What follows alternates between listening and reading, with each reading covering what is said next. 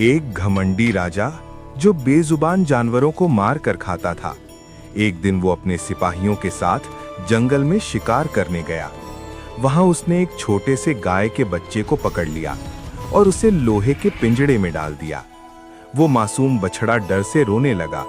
उधर उसकी माँ उसे ढूंढते ढूंढते वहां पहुंच गई। गाय ने अपने बच्चे को छुड़ाने की पूरी कोशिश की, लेकिन सिपाहियों ने उसे मारकर भगा दिया। दर्द में डूबी वो गाय सीधे भगवान शिव के मंदिर पहुंच गई। हे महादेव, मेरे बच्चे को बचा लो। उधर राजा ने गुस्से में आदेश दिया, इस बछड़े को अभी मार दो। तभी अचानक आंधी तूफान शुरू हो गया और भगवान शिव प्रकट हो गए।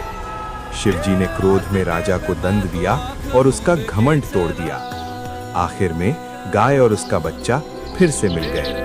अगर आप गाय को मां मानते हो, एक लाइक जरूर करें।